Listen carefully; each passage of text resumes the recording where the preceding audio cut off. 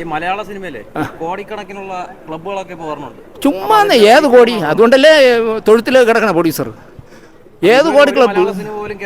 ഇല്ലല്ല, ഒരുപാട് സിനിമ കയറിയിട്ടുണ്ട്. ഇപ്പോൾ മഞ്ഞുമ്മൽ ബോയ്സ് ഒക്കെ, മഞ്ഞുമ്മൽ പുലിമുരുകൻ്റെ പ്രൊഡ്യൂസർ നിങ്ങളിപ്പോൾ അന്വേഷിച്ച് നോക്കുക എന്ത് ചെയ്യണം. പക്ഷേ മഞ്ഞുമ്മൽ ബോയ്സ് പോലുള്ള പടം ഒരുപാട് പൈസ വാരിയ പടമാണ്. പക്ഷേ എന്ത് ചെയ്യാം, കടം വാങ്ങിച്ചവൻ്റെ തിരിച്ചു കൊടുക്കാത്തതുകൊണ്ട് എല്ലാം ഇ ഡി കൊണ്ടുപോയി. വല്ല കാര്യമുണ്ടോ? സ്വസ്ഥമായിട്ട് ജീവിച്ചൂടായിരുന്നു. അത് ഇ ഡി കൊണ്ടുപോയി കണ്ടവൻ്റെ പൈസ എല്ലാം കൂടെ. അതിങ്ങനെ മലയാള സിനിമ ഇന്നോ ഇന്നലെ അല്ലല്ലോ ഇങ്ങനെ സംഭവിക്കുന്നത്. 17 വയസ്സായപ്പോൾ 18 വയസ്സാവാൻ ചെക്ക് ഒപ്പിടണമെങ്കിൽ 18 വയസ്സാവണമെന്ന് പറഞ്ഞ് കാത്തിരുന്നൊരു മനുഷ്യനെടുത്ത പടമാണ് മലയാളത്തിൽ ആദ്യത്തെ സൂപ്പർ ഹിറ്റായ പടം. അറിയോ അതൊന്ന്?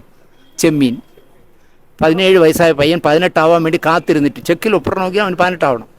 അങ്ങനെയുള്ള പ്രൊഡ്യൂസേഴ്സ് വന്ന സിനിമാ രംഗമാണ്. പക്ഷേ ഇപ്പോൾ എന്ത് പറ്റിയെന്ന് കേട്ടാൽ ഒരു കണക്കുകൂട്ടലുകളും ഇല്ലാതെ, നേരത്തെ പറഞ്ഞല്ലോ 4 കോടി മുടക്കി ഒരു സിനിമ എടുക്കാം എന്നാതാൻ പോയി കേസ് കൂടെന്ന് നന്നായിട്ട് ഓടിയ നല്ല പടമായിരുന്നു. അതിൻ്റെ സംവിധായകൻ 4 കോടിക്ക് ഒരു പടം തീർക്കാമെന്ന് പറഞ്ഞിട്ട് 20 കോടി രൂപ ചിലവാക്കുക എന്ന് പറഞ്ഞല്ലേ, എത്ര ഇരട്ടിയായി എന്നാലും ചോദിക്കേ. 20 നമ്മൾ കൂടുതൽ കൂട്ടണ്ട, 20 ആയുള്ളൂ. അല്ല, പ്രൊഡ്യൂസർ ഞാൻ വീണ്ടും പറയില്ല നിങ്ങളോട്. അതിൽ 2 പേരിൽ ഒരാൾ പറയുന്നു അയാൾക്ക് കുഴപ്പമില്ല എങ്കിൽ അയാളെ ഇ ഡി അന്വേഷിക്കണമെന്ന് ഞാൻ പറയും. എന്തറിയോ, എൻ്റെ 20 കോടി രൂപയെ പുല്ലേ മാത്രമെന്ന് അവൻ പറയുകയാണെങ്കിൽ അവനെ ഇ ഡി അന്വേഷിക്കണം, അവൻ്റെ പൈസ ഇടുന്നത്. കാരണം കഷ്ടപ്പെട്ടവനാണെങ്കിൽ അങ്ങനെ പറയില്ല. അപ്പോൾ അവൻ്റെ കഷ്ടപ്പെട്ട പൈസ അല്ല, ഒന്നുകിൽ അവൻ്റെ തന്ത ഉണ്ടാക്കിയിട്ട പൈസ, അല്ല എങ്കിൽ അവൻ ഇവിടുന്ന് ബ്ലാക്ക് മണി വരുന്നുണ്ട്.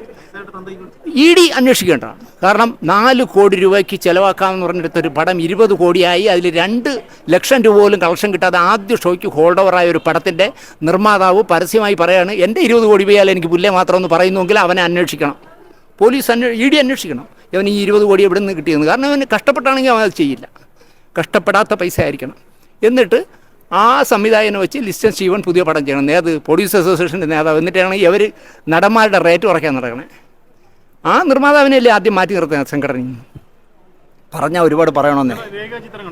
പിന്നെ നല്ല ഹിറ്റ് പടം ആസിഫ് അലി മനോഹരമായി ചെയ്ത പടമാണ്. പിന്നെ ബേസിലിൻ്റെ പടം നല്ല പടമാണ്. നല്ല പടങ്ങൾ ഇവിടെ ഒരുപാട് വരുന്നുണ്ടെന്നേ. എന്താ പൊന്മാൻ നല്ല പടം കണ്ടിരിക്കാവുന്ന പടം. അതൊന്നും വീണുപോയി അല്ലേ, അത് വീണുപോയി. അതിപ്പോൾ എല്ലാം ഓടണമെന്നില്ലെന്നേ.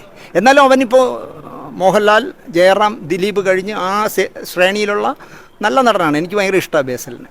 നന്നായിട്ട് നല്ല രസമല്ലേ ചെയ്യണേ. അതൊന്നും ഞാൻ പറയില്ല.